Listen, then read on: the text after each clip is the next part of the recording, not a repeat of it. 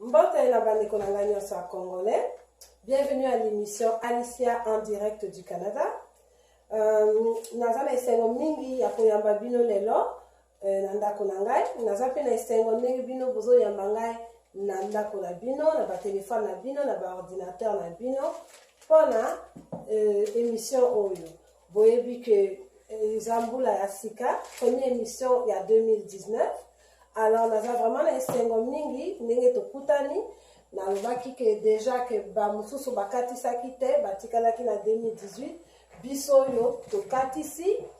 Alors, vraiment, nous avons souhaité que 2019 oyo biso nyonso ba congolais, tous à la unis comme un seul peuple, tous à la unis d'une seule voix, et tout le cas toujours que Mayel na biso et mata, parce que lorsque Mayel et mataka, on est tous en la possibilité de faire des meilleurs choix pour le but qu'on a ici.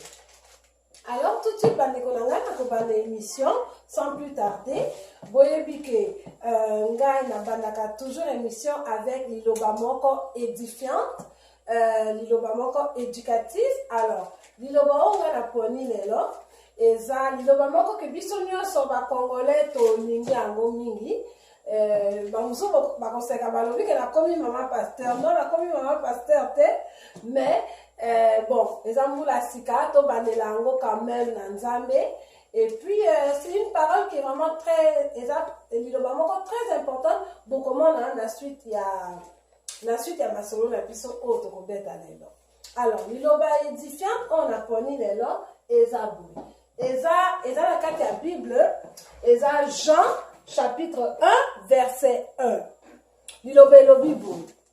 Au commencement était la parole. Et la parole était avec Dieu. Et la parole était Dieu. C'est-à-dire, d'abord, ce qui totali et l'autre, ce qui totali en moment analyse grammaticale. To comment nani? To comment na au commencement était la parole. Si vous parole ango nenge ba komi ango na ba P majuscule. Bomania wa P majuscule. Et la parole P majuscule encore était avec Dieu et la parole était Dieu. Donc à chaque fois que comme parole les ozonga, ils ont toujours na majuscule. Toyebi ke totiaka majuscule na combo non propre, tu tiens comme majuscule tena non commun. Donc, tu tiens majuscule na Alicia, mais tu tiens jamais majuscule na Kitty. Parce que Kitty est un nom commun, Alicia est un nom propre. Vous voyez. Alors, nandenge bango ba komene ango na Bible. Eza lokola ke parole, eza moto. Eza entité. Donc, au commencement était la parole. Bon, que balobi te que au commencement était Dieu. Balobi même pas boy. Balobi au commencement était la parole. Donc liloba. Liloba moto e bandi makambo. Liloba moto e bandi masolo. Hein? Balobi te nzambe. Balobi la parole. Au commencement était la parole. P majuscule. Et liloba parole. Azalaki na nzambe. Et liloba azalaki nzambe, n'est-ce pas? P majuscule. Donc on comprend que parole est un moto en tant que tel. Est un moto na kati ya nzambe, nzambe. Donc parole est vraiment une entité. Donc etelemi yango moko. Parce que c'est des P majuscules. Alors, donc, phrase na biso ya libandeli ya émission yango oyo. Au commencement était la parole, et la parole était avec Dieu, et la parole était Dieu. N'est-ce pas? D'accord. Na lingi pe koyebisa bino que, évidemment, biso nyonso toyebi que tosalemi à l'image de Nzambe. N'est-ce pas? Alors, puisque Nzambe aza créateur, biso pe tozali créateur. Nzambe tango asalaki mokili. Nzambe asala tout na liloba. Alors biso pe toza na puisque toza on est fait à son image, bolimbisa bo traduire bino moko pardon, puisque tosalemi na ndenge na ye à son image, yango wana ke biso pe ye akreaki mokili na maloba, biso pe tokoki kocreye na maloba. Jusque là ezanga te moto na memi information wana, eza information qui a toujours été là. Sikoyo to poursuivre moi moke, to avancer moi moke. Donc alors bandeko na ngai to poursuivre nalobaki na bino nasalaki émission ya kala na expliquaki bino baatome. Il y avait vraiment une raison spécifique pourquoi nalakisaki bino baatome. Nasalaka bacours na ngai par hasard te, bacours na ngai soki bomoni après eza lokola toile d'araignée mais ça se rejoint. Bomoni. Alors nasalaki na expliquaki bino baatome, il y en a 118 et puis toko ti baatome ensemble et comme ba molécule. Alors tozongela émission ya kala tosala moins récapitulatif ya noki noki. Soki par exemple tokamati atome tolobaki na émission ya kala et je vais reprendre le même atome na la kisabilo. Donc tokamati atome ya hydrogène, tokamati hydrogène, hein? Tokamati hydrogène et tokamati oxygène. Bon, mais ça n'est mais c'est pas grave. Non, mais ça va moi attends. Juste un petit temps. D'accord. Alors, dans la question qui bino ba atome et toloba ki boy. Si ko soki tokamati ba atome mibale to tiango atome na atome comme molécule. Dans la question qui bino nini que soki tokamati par exemple hydrogène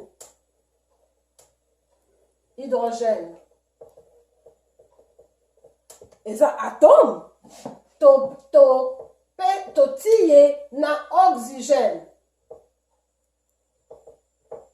Totiye na oxygène. Hein?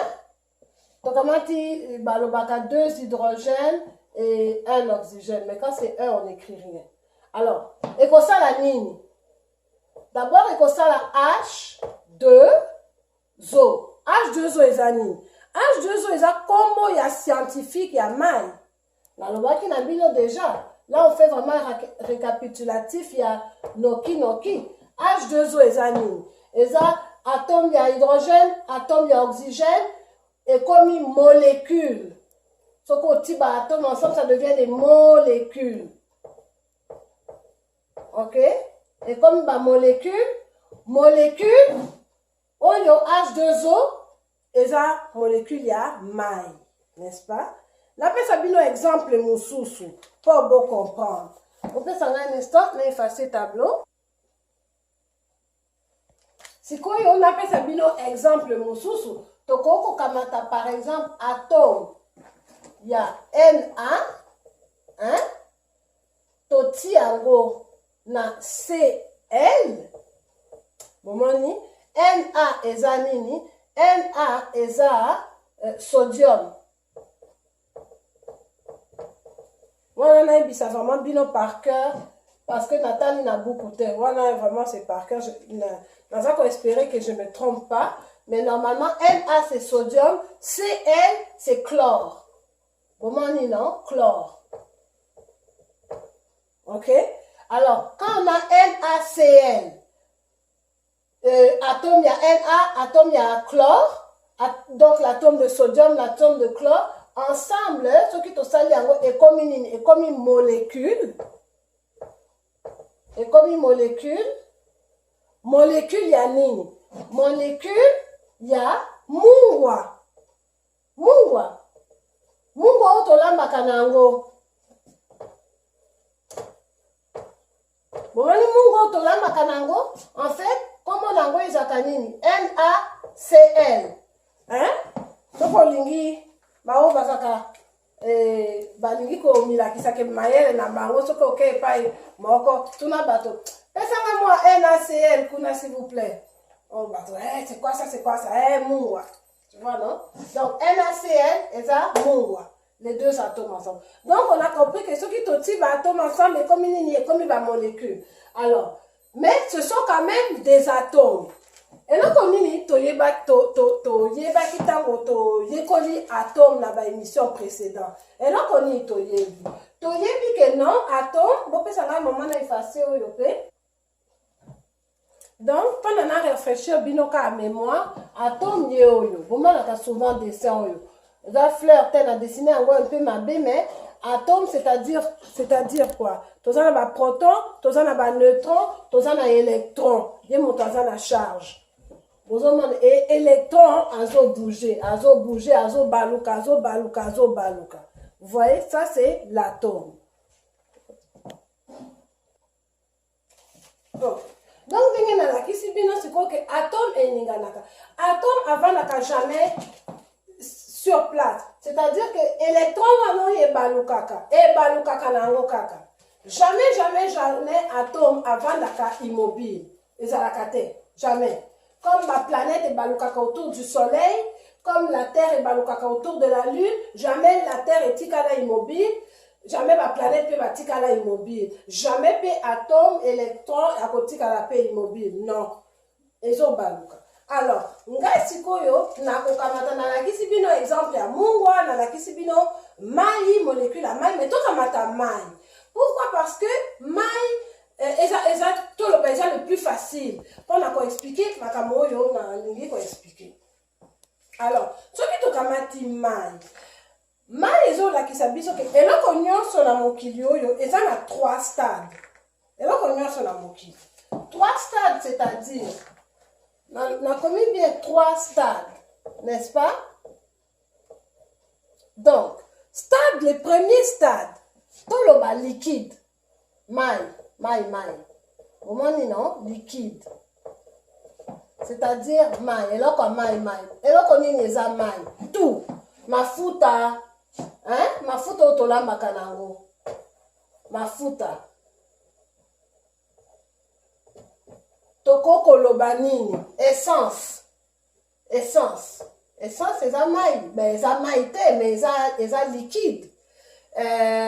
Tolobanini, mai yango moko pe, eza mai. Tokoko loba, mon Dieu, il y a tellement de choses, jus, sucré, bière, volcan, c'est-à-dire la lave, oyebimaka volcan, ils ont une forme de liquide. Bon, non, makila, eza liquide. Donc, makamo belé, eza liquide. Attends, nakoko makila, eza liquide. Vous voyez. Ensuite, la deuxième phase qui puisse exister, eza gaz. Gazeux ou gaz. Gaz, eza nini. Gaz, eza tolobani. Mon pépé. Bon, moi, dit que n'a pas 118 éléments,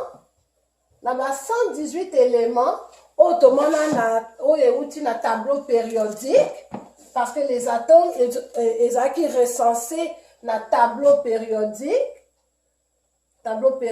vous pouvez aller regarder ça même dans Google, ok, dans tableau périodique. Donc, les gaz, même, ça y est là, molongo na yango moko. Donc, gaz, il y en a toutes sortes de gaz. On nomme même pas par cœur. Azote, eza gaz. Oxygène, eza gaz. Hélium, eza gaz. Mon Dieu. Hydrogène, eza gaz. Donc, gaz, eza, tolobani, molinga. Molinga pe eza gaz. Mais gaz, c'est-à-dire que gaz, eza, ndenge na koko la kisabino un peu, eza molinga. Hein? Gaz, eza, on peut, oko kanga gaz, c'était vraiment na maboko, non? Bon, oui, toko kotia ba molangi à gaz, gaz propane, pour la kotumba ba barbecue, molangi à gaz, tout ça, mais gaz, normalement, eza loko ke, oko kokanga angote. vraiment comme ça. Bon, non? Alors, vous comprenez, gaz. Et pour terminer, le troisième stade, il y a biloko na mokili, toko koloba que le troisième stade est un stade solide. Bon, non? C'est un solide. C'est un stade, mon souci. C'est-à-dire quoi? C'est-à-dire que solide, ça, c'est solide. Kitioyo, c'est solide. Crayon, yo, c'est solide. Gamoko, c'est solide. Et miro, yo, c'est solide. Donc, et là, comme yo, et ça, vous permettre, non, mais la moi, s'il vous plaît.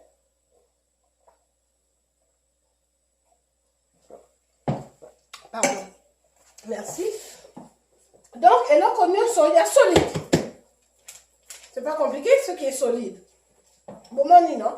Pas ni na poni maille. Parce que maille, elle est vraiment capable de démontrer les trois stades. Les trois stades de bilan qu'on a mokili.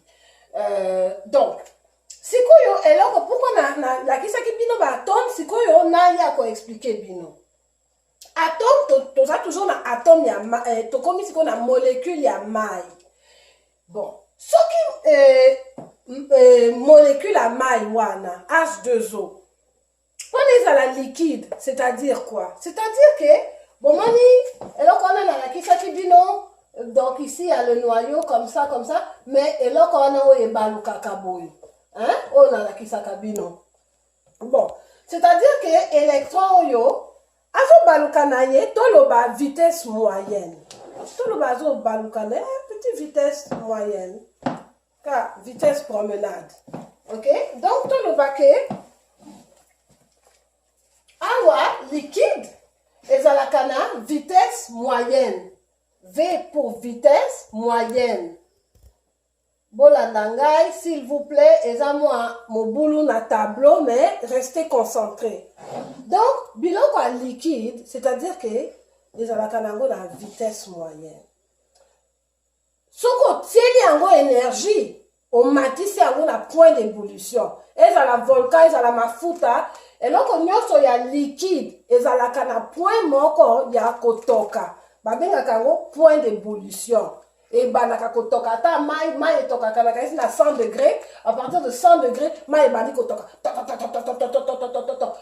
mai toki, c'est-à-dire quoi? C'est-à-dire que ma molécule à maille, et bandi ko bouger rapide. Pourquoi? Parce qu'on a mis de l'énergie. Sauf que quand ici énergie, on peut ici énergie, allez, et bandi ko bouger rapide. Rapide, on les bandits qui ont bougé et commis gaz. Tellement ils ont bougé rapide et commis kende. Gaz et zanini. Gaz, tolobi na bino que gaz et zalaka. Hein? Gaz. Ils ont mon pépé. Ce qui m'a ils ont toka. Mon pépé wana. Est-ce que koko kangango? Mon pépé a maï ils ont toka. Non. Donc, maï et comment ka gaz? Ben, ça ne devient pas un gaz, mais ça devient gazeux. Ok? Il devient sous la forme gazeuse. Ok. Ça, c'est le deuxième stade, c'est-à-dire que la vitesse, grande vitesse. Tout le bas, vitesse grand V. Ok? Grande vitesse. Vitesse vraiment, il y a ma kasi. Wana, maïzoto. Solide. Toujours la maille. Solide, to comment on a solide, eza glace. Maille. Bon, moi, la l'air, moi, quand ce qui est dans la glace, maille est ticali, fixé. Bon, hôtel, il y a la glace. Vous avez glacé, boy. Pourquoi? Parce que c'est solide. Alors, la version solide, il y a maille, eza nini. Eza glace. N'est-ce pas? Glaçon. Ça veut dire que quoi? Ça veut dire que atome, oyo, nenge baluka katolobika, awezo baluka moyen, awezo baluka noki, mais ce qui est comme glace, et comme kobaluka na vitesse moko, que na miso au moins la lisusu te. Na miso okanisi ke nenge eza boye, na miso okanisi ke etiki kobaluka. Avec tes yeux nus. Au moins, nini, etiki ko baluka. Ezo baluka nango lisusu te. Rien n'est immobile dans mon kilio. Rien. Tout bouge. Mais mis sur la biso n'est qu'au sac à biso. Faut pas se fier à nos yeux. Ok? Alors, ce qui glace, autant de glace. Glace est immobile. Pourquoi la glace est immobile? Parce que molécules, ou ils ont la carte à glaçon, ils ont bougé à une vitesse tellement malade. Mais sur la biso, et moi la biso sous terre qu'ils ont bougé. Alors, tout le biota, ils ont glace. C'est ça. Alors, maintenant, pourquoi je vous ai parlé de ces trois stades? Les trois stades, il y a maille, par exemple. Mais tout ce qui est liquide, le corps, il y a beaucoup de choses aussi en ces trois stades-là. Mais tout, comme tu as toujours la maille, parce que maille est assez simple.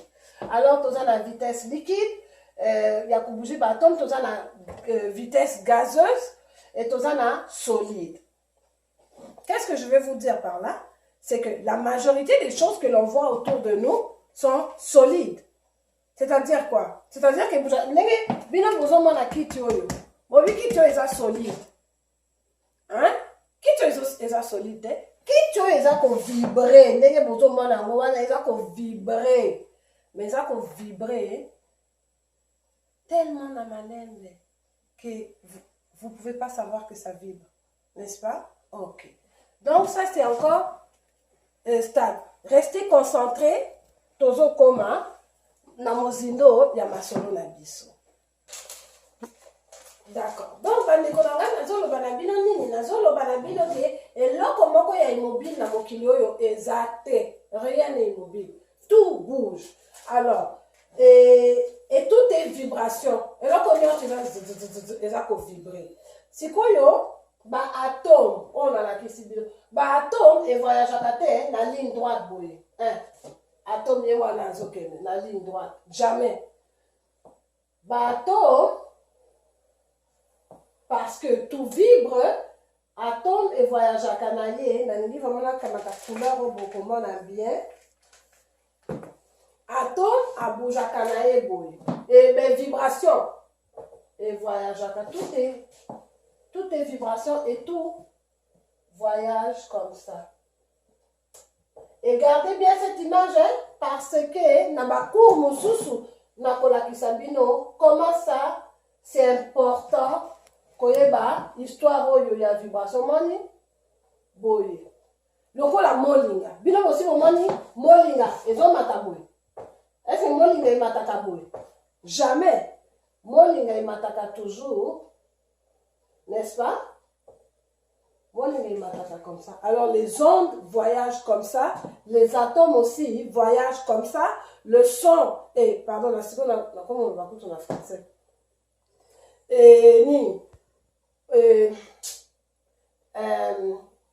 Moi, lumière. Moi? Non, pas moi, lumière.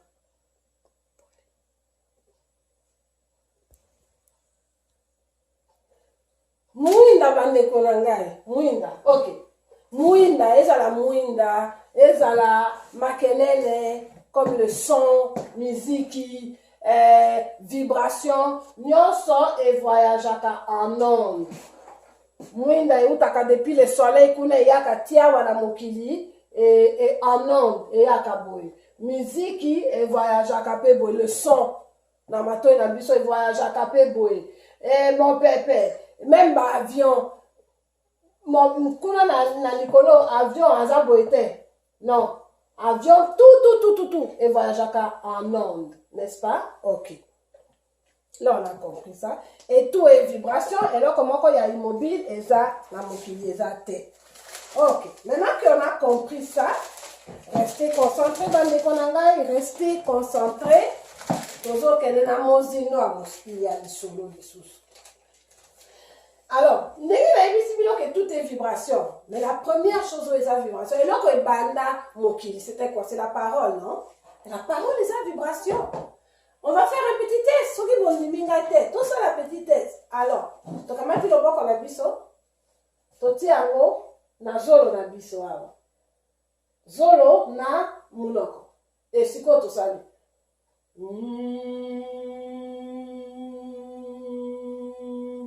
momani bosala yango bino moko eloko nini bozosentir te ke même soki osali yango sans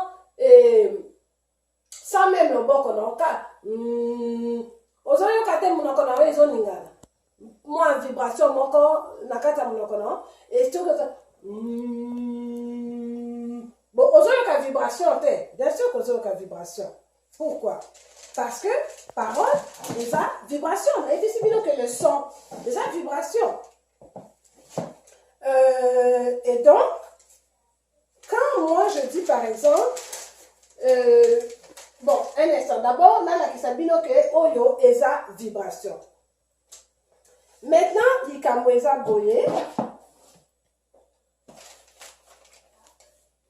alors mais chaque mot eza na tonalité nango ya vibration mot nyonso evibraka pas la même chose donc soki par exemple tokamata kombo mibale toloba mbongo par exemple mbongo nakomi mbongo awa tokoma awa nakomi yango awa parce que nakokoma eloko ya mabe boye nakoma yango likolo te nakomi awa nakomi nini zoba n'est-ce pas voilà donc mbongo na zoba ntango ozoloba mbongo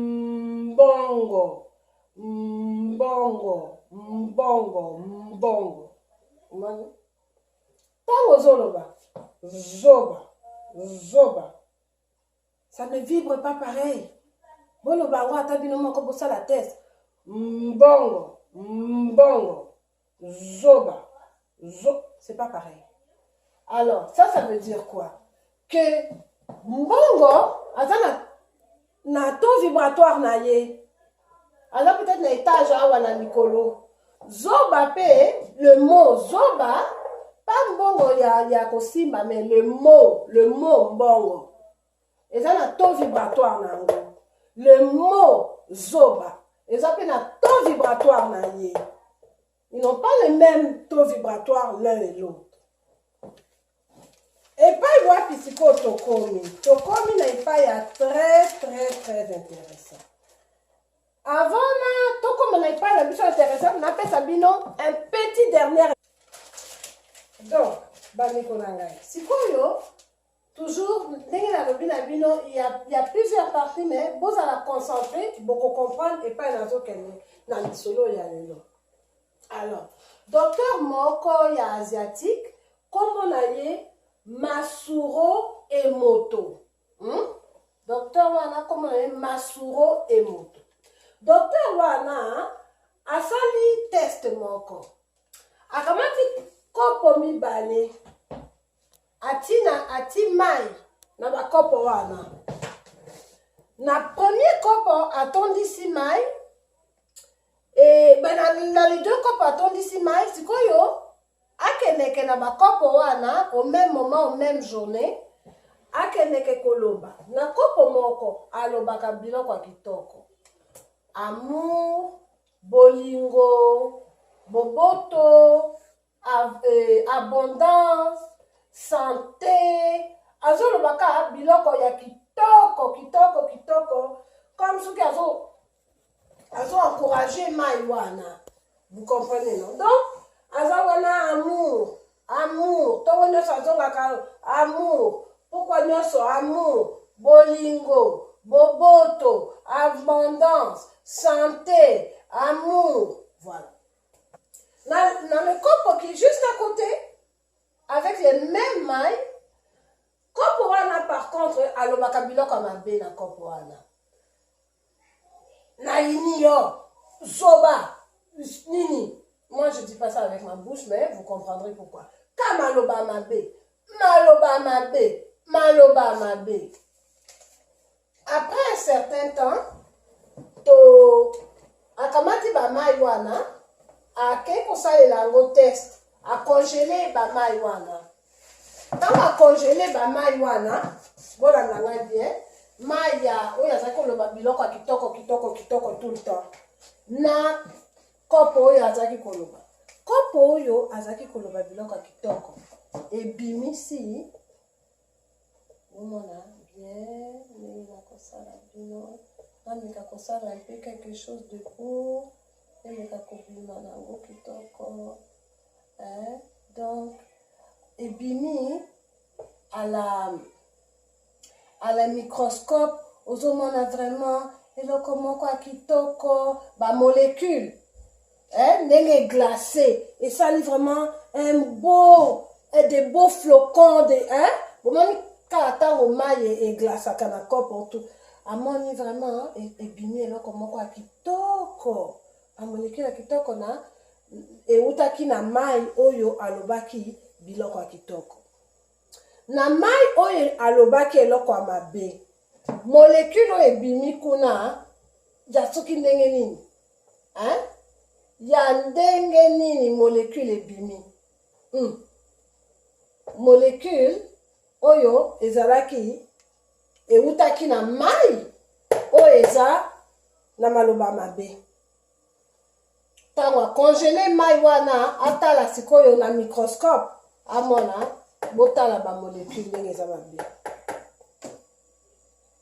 mais na mai ya kitoko botala ndenge molécule eza kitoko vous voyez non asali lisusu le même test asali yango na loso akamati ka loso ya pembe atokisi yango normalement et asali la même chose ati loso eka loso ya pembe mafuta te munga te eloko te donc alambi yango kaka na simplicité ati na kopo moko ati kopo ya loso na kopo mosusu ati asali la même chose na premier kopo azoloba biloko ya kitoko je t'aime amour abondance santé je t'aime amour biloko kaka ya kitoko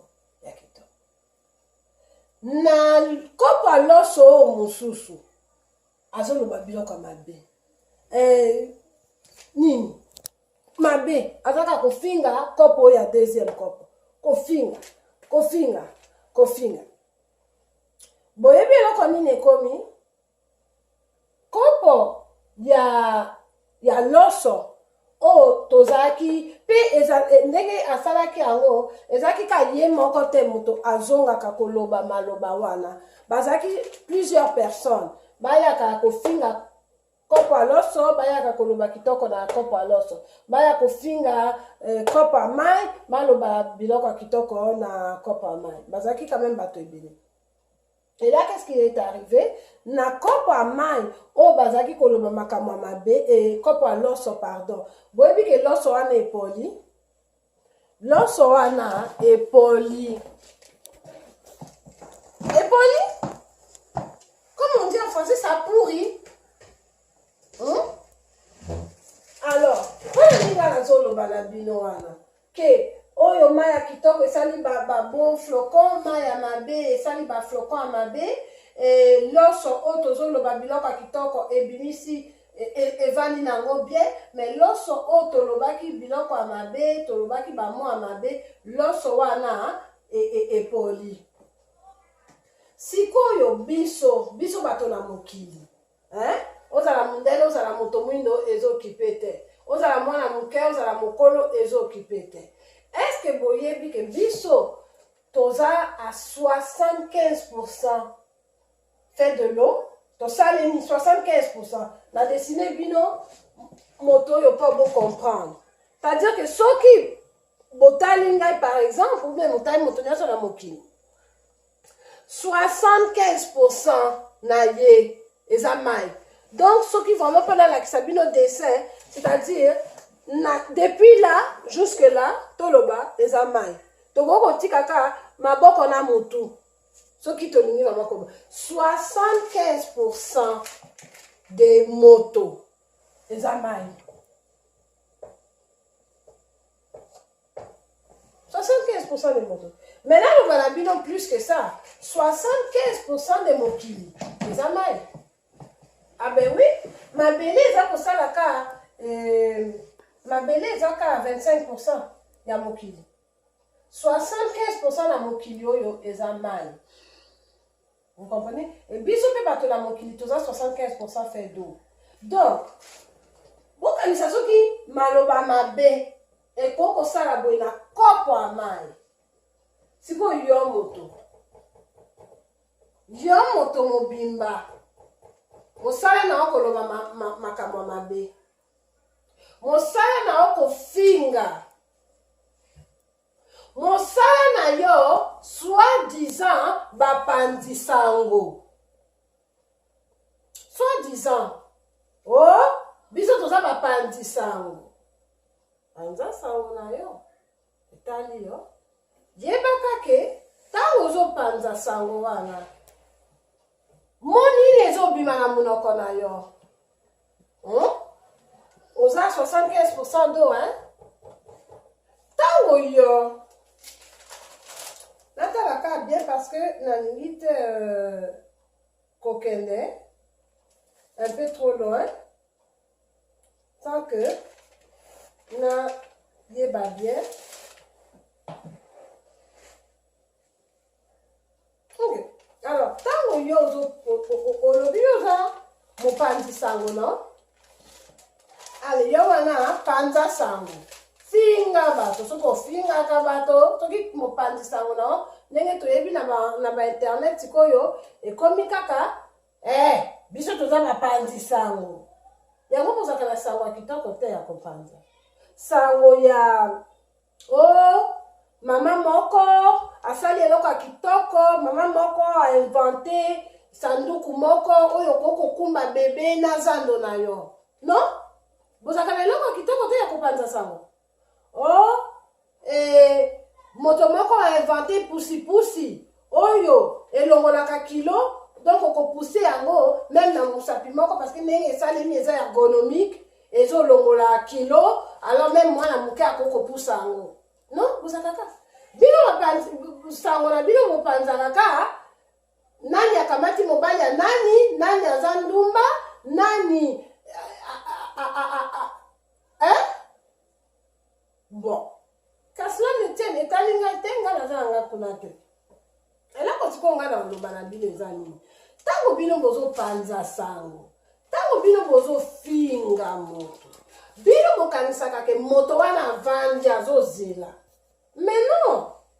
Des fois moto wana ayebi même pas kozalaka na mokili oyo. Moto wana aza même pas na ntina na ndenge ozofinga parce que moto wana aza kuna te, aza na bisengo na ye, aza na baambiance na ye, aza na kosala makambo na ye kitoko vi na ye ezokende liboso. Yo ovandeli kamera wana oza kongala misisa nyonso ebimi ozofinga moto. Mais ezozongela yo moko? Yo moko moto ozovibre ma bafinga wana. Pourquoi? Parce que chaque mot que l'on dit, au début était la parole, non? Chaque mot que l'on dit a son taux vibratoire. Bon, on va musicien bayebi. Fa, na sol, il vibre de la même façon. Ce qu'on dit, do, ré, mi, fa, sol, la, si, do. Moment que fa et que, na yemba kananga ipete, na yebite, mais na yebika do, ré, mi, fa, sol, la, si, do. Voilà, donc, vous voyez que chaque note, ils ont la vibration dans l'ango. Hein? Même dans le piano, tant qu'on bête à fa, on bête à ré, on bête à mi. Ils ont un taux vibratoire dans l'ango. Donc, tant qu'on y a pas na ozo loba, makamozo loba, yebaka ke, tant qu'on y a kuna na ndako na yo, ozo loba masolo wana ya mabe, okanisi ke, ozo ningisa moto moko aningani te. Alors eza kaka yo moko ozoloba masolo wana na kati na ndako na yo moko, vibration wana eza na kati na ndako na yo moko, sikoyo yo kanisi ke ozosala mabe na moto te, ozongisala mabe na yo moko. Na expliquer bino yo ozomela poison po moto moko inter akufa. Eza na logique? Ah ben oui. Kofinga moto, ko souhaiter moto mabe, eza exactement komela poison yo ozomela poison mpo moto mosusu akufa me ngai nakokonseye yo omela bapoison na yo parce que jamais moto wana olingi akufa kokufa yo moko ekosala na nzoto na yo moko parce que ngai na lero nakokonganga zoba nani azoyoka nzoto na ngai moto ekovibre zoba nzoto na ngai moto ekovibre mafinga wana eza nzoto ya moto oyo nazofinga te ye kutu aza kuna ayebi me mpake nazofinga ye peut-être aza kutu kuna te ngai moko alors nazoloba na bato nyonso oyo baza na internet na communauté na biso botala bino te nazosete bino babona ane ndenge mbula sika ebandi me nayebisi bino kaka ke ntango bozofinga moninga boyebaka ke ezosala na bino moko na nzoto na bino moko jamais omona moto azomela poison mpo moninga akufa ezalaka te vous comprenez non celui qui vit par l'épée mourra par l'épée nzambe apesa biso monoko oyo nazobana mbula sika nazoyebisa bino epe tokokende bien nzambe apesa biso monoko oyo d'abord nzoto oyo nzambe apesa biso eza mpona awa ntango tokoya na mokili tokoka kosala makambo oyo atindaki biso toyaki wa par hasard te s'il vous plaît tout se comprendre toyaki par hasard te soki yo oyebi te poko oyaki etali yo finga na yo kaka bato ngai nayebi pourquoi nayaki vous comprenez non ngai nayaki pour édifier mon peuple mpona komeka koapporter un plus vous voyez non et voilà pourquoi je suis là alors soki yo omoni que alors nzoto nzambe apesa biso eza pour to servir ye mais surtout lokola on est fait à son image nzambe apesa biso monoko au début était la parole et la parole était avec Dieu et la parole était Dieu monoko oyo esalaka bamiracle monoko oyo ebomaka monoko oyo ebikisaka monoko oyo eza tout puissant alors soki yo oza kokamata monoko nzambe asala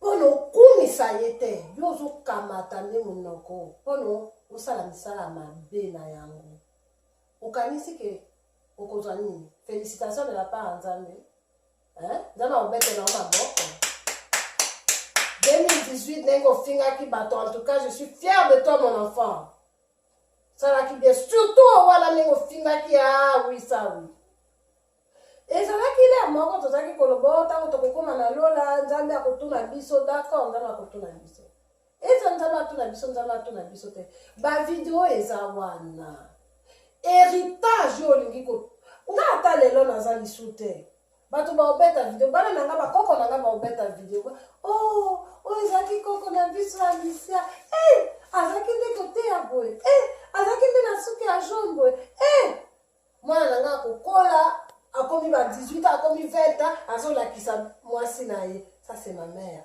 mama na ngai mama na ngai azalaki kokamata mwa bacour alingaki mingi koede bato tout autour d'elle lokola peut-être possibilité akende koenseigner ezalaki te na mboka na biso parce que situation socio-économique ya mboka na biso ezalaki kopermettre ye te mais alobi ke à partir na ndako na ye abanda kokabola mayele makambo oyo emataka ntango tokabolaka c'est quoi le bonheur soki okaboli bonheur emati amour soki okaboli amour emati napesi yo ndamba bolingo nga mpe nakamati ndamba bolingo emati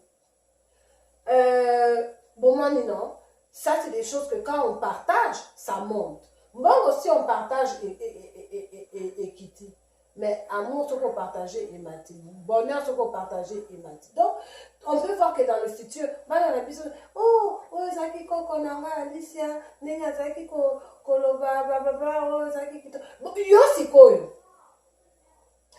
sikoyo quel héritage yo otiki eloko nini ocréé na monoko na yo Celui qui vit par l'épée mourra par l'épée. Osons vivre par des mauvaises paroles. Mauvaises paroles, ils ont même là en bango. Donc on finit. Allez, et on suit ma vue, on sepeli, mbongo et côté. Ça, c'est ce qu'on appelle l'argent sale. Mbongo amasungu et comme melayo oyo et okokinango. Je vous explique pourquoi. Parce que dans mon kilio yotoza, ezate ke nga naza moto malamu, o winga na soka mbongo na leisa ka mama na ngai, na tinda ka mboka, na leisa ka bato, na non. O leisa ka bato, c'est bien beau pour toi. O sali mabe, o kofuta mabe wana. C'est-à-dire, o leisa ka bato. Yo leisa ka bato. Tilisa ko leisa bato, sauter na 20e étage, bongo o mona. Non, loba ngai lelo lokola na kabi biloko na ngai na yambi bato na ndako ngai nga soki naza na mbongo na yambaka bato na ndako et tout ça ou bien ngai ndenge na sala ka ba video na ngai na pesa ka bato esengo na longola ka bato stress siko sala video longola bato stress sauter na fenêtre au moins na soko okobika te okufa. Il y a des lois, dans une autre émission, les lois universelles, mais une des lois universelles, les amis, on récolte ce que l'on sème. On récolte ce que l'on sème, Mandekolanga Abasi. Au bouton d'internet, Siko. Siko, beaucoup m'ont vu, Baminoko. Bomoni? Beaucoup m'ont vu, Baminoko. Parce que, Mounoko, il s'allait m'appeler un coup, mais sans jamais. Monoko esala pona ko-créer.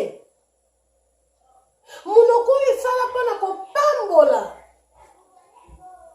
Mais monoko esalema te pona n'importe quoi. Lokola yo, balobi même na Bible, soki monoko na yo t'amène au péché, t'amène au péché, couple et jette-le. Bavimbi bino minoko pona moyen kokata mbembo ezate tikaka evimba nango comme ça otika kosalela nango. C'est ça que j'avais à vous dire.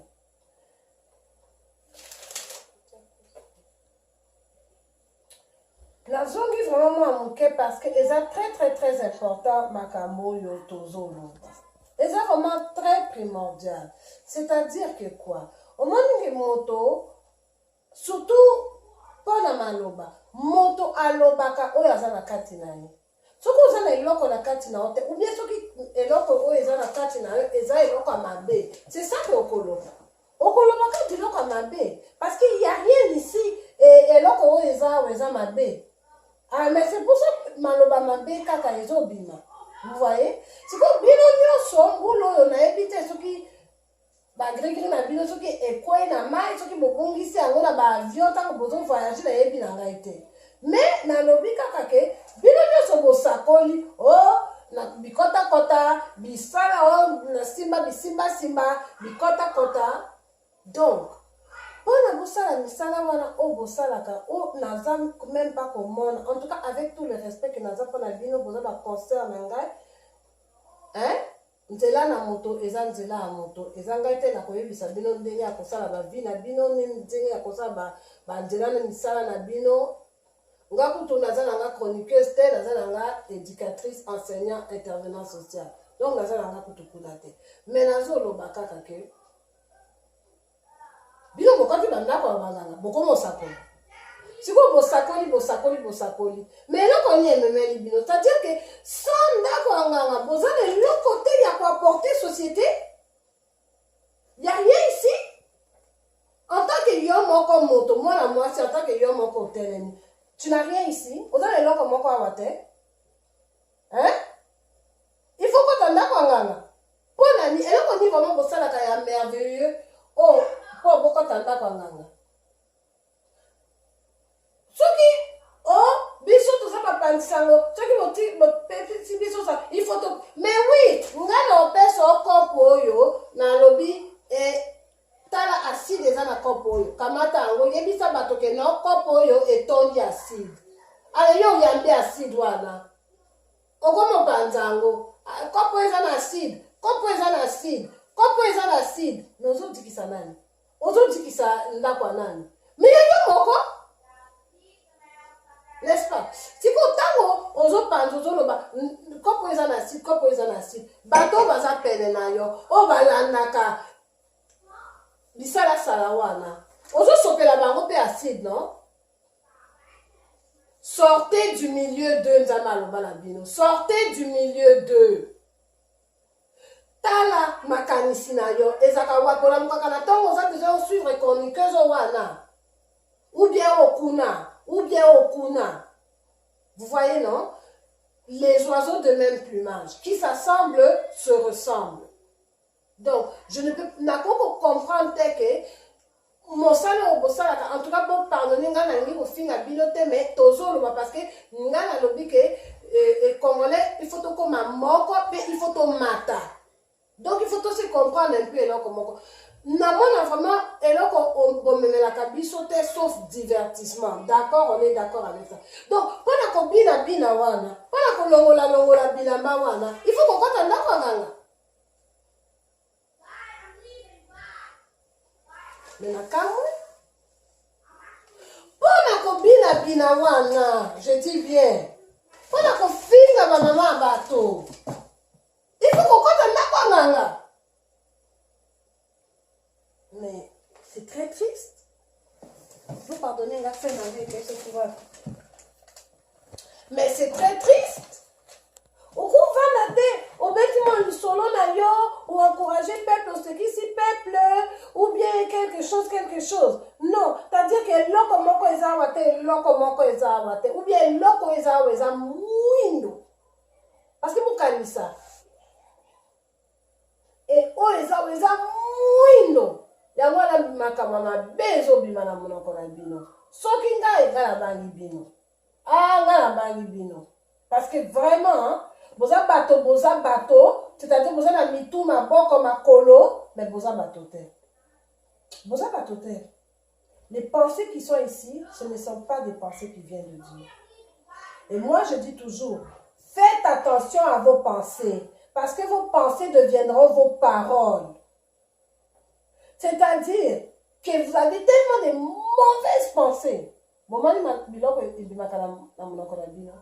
Et biloko wana vibraka à un taux vibratoire très bas. Très bas.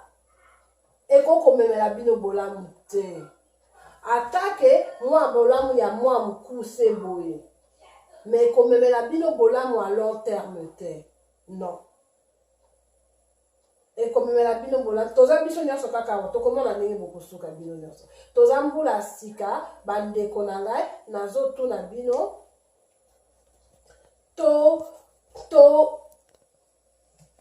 utiliser monoko oyo pour créer, to utiliser monoko oyo pour édifier, to utiliser monoko oyo pour consoler. C'est ce que mon gars nazo tuna bino. Et ceux qui bolingi te, bon ça la ndenge bolingi, mais boye bakake, ça c'est pas Alicia qui a décidé ça. Makamona nebisi bino, docteur Masuro Emoto, bokota na internet, bokendo lukaye. Bokomona ke asala ki test ya mai, aloba ki maloba mabe na maloba kitoko. Maloba kitoko et bimisa ki ba bon Christo, maloba mabe et ça là qui va mauvais Christo. Nous sommes faits à 75% d'eau. Alors maloba mabe wano zoloba, hein? Et ça là yon moko, ezo ça là ba mauvais Christo na kata nzoto na moko. Boka mwate so ki ba vimbi, so ki bokufi, boka mwate. Parce que bino moko bozo milukela et vous allez avoir ce que vous méritez. Parce que dans mon kilioyo, on sème ce que l'on, on récolte ce que l'on sème. Ni comme moi gentil, na ya mabe ezate. O sauter l'étage, o kokufa. O meli acide, o kokufa. Et l'obite que, soki ozalaka mwasi malamu, o lambelaka mobali na yo bien, o kipaka mobali na yo bien, o meli acide, o kufa te. O kufa na okaka. N'est-ce pas? Donc, o lambelaka mobali na yo bien, après o kamati caméra, o fingi. Talaba Christo eza na nzoto na yango. Talaba Christo eza na nzoto na. N'est-ce pas? Voilà. Là la souki na ngala. Bandeko na ngai, merci ndenge tokutani lisusu.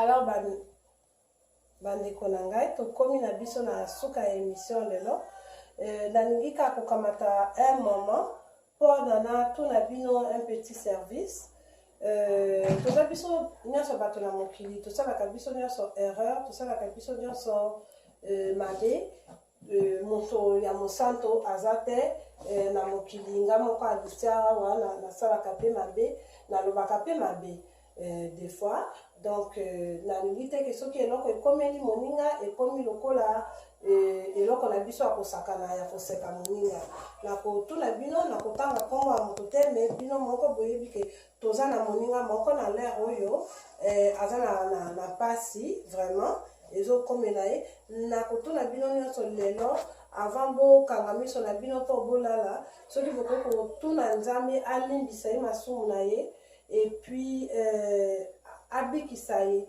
boyebi des fois c'est à travers des épreuves comme ça que ozwi moi épreuve moko ya makasi ozwi moi épreuve moko ya makasi pe juste un instant.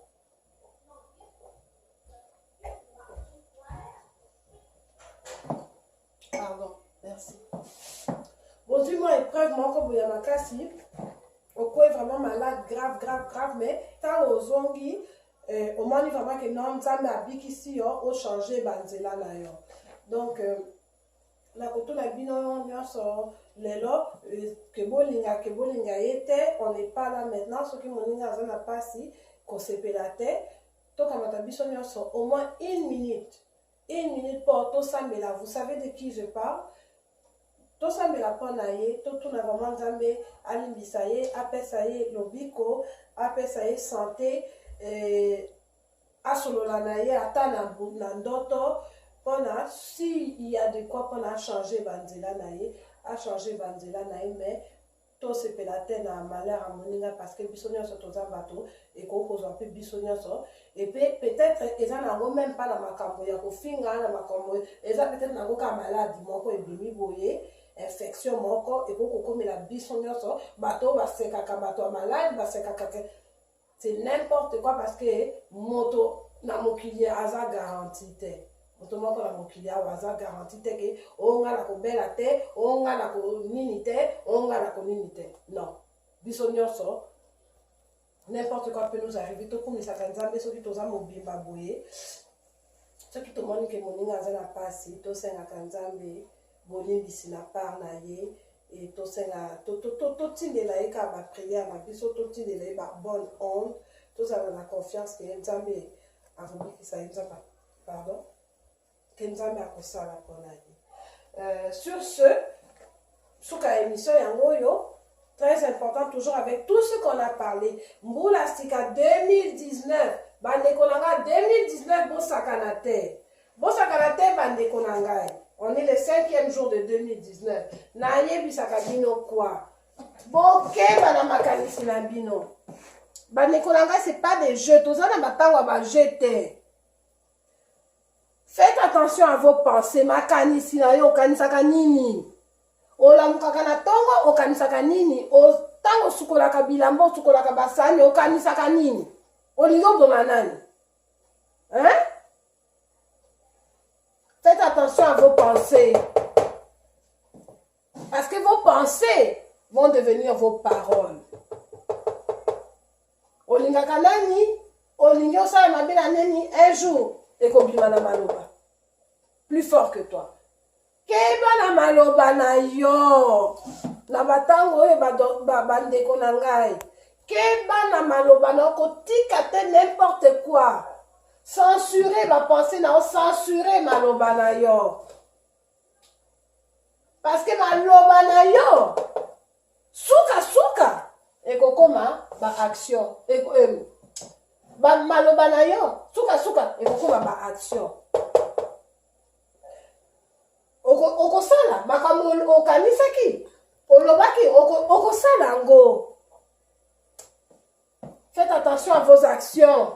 Ça va devenir vos habitudes. Okosala yango, pesi okosala yango mbala liboso, efimbi, okozongela. Pourquoi ozongela te? Ofingaki mbala moko, oyibaki mbala moko. Hein? et ça là qui est bien. Eh bien, oui, maman l'a mis balai. Mais faites attention à vos actions. Parce que vos actions vont devenir vos habitudes. Tu vas devenir une voleuse. Hein? Bon, moi, na ça qui émission à liboso. Mais comme habitude, c'est qu'on a vu goût. On a vu goût, il y a quand même la communauté, moi, comment dire, hein? Moi, un plus, moi, Mayenne. Donc, kebana, n'a pas habitude na yo. Parce que habitude na yo, comme un caractère na yo. Comment ni non? Caractère na yo. Comme un destin na yo. Bon, la kangai, nazaki na pensée. Je suis une intervenante sociale, naza na pensée na ngai na ngina kende ko sangisa ba shege nyonso na mboka. Na sangisa bango. Na tia bango quelque part. Na enseigna bango biloko kitoko. Ça c'était ma pensée. Et je le disais tout le temps qu'un jour, voilà aux en mboka, donc nous loko ta ba shege naza na ntina na ba gouverneur te. Hein? Comme Yesu ayaki te po na bateau. Il y a normal Yesu ayaki po na ba sumuki. Ngai pe naza ntina ba tombongo te. Ngai na lingi ba shege. Na ngi na Congo na ba shege nyonso ba na Congo. Vous voyez non? Alors, mes paroles deviennent mes actions. Parce que là, maintenant, j'essaye d'enseigner. Un jour. Et comme habitude, parce que si on a fait l'émission une fois. Mais si on a commis vraiment que non, na bozo comme langai, nazo kamata vraiment mosa nangai au sérieux auprès de vous parce que bazo tout nanga pona ni otiki ko sa ba vidéo na yo, zongela ba vidéo na yo, na sepeli na vidéo na yo, tout ça donc et comme vraiment habitude pour nangai et naza ko yoka que je vous dois maintenant. Alors, et comme le caractère nangai comme destin nangai. Suka moment nangai un jour na Congo. Naza enseigner. La Congo, il va chez Gébios. Hein? De toute façon, moi, j'aime les enfants, donc problème les arrêter. Alors, c'est ça. Tous les habitudes sont dans ma destin qui toque. Alors, ceux qui sont dans ma mécanicien qui toque. Alors, sur ce, je vous laisse. Émission d'habitude, il y a 2019, il y a Liboso, il y a 2019. En tout cas, ils ont 5 mingi. J'espère que vous CP une émission. Vous comme l'anga, vous faites un feedback, vous bon, puis ça, ça un rapport na émission, bon, ça va sujet, mais tellement dans un sujet, là, éviter de toko ça mais en tout cas, ils ont 5 mingi et puis on se voit très bientôt. Ils ont Alicia en direct du Canada. À bientôt.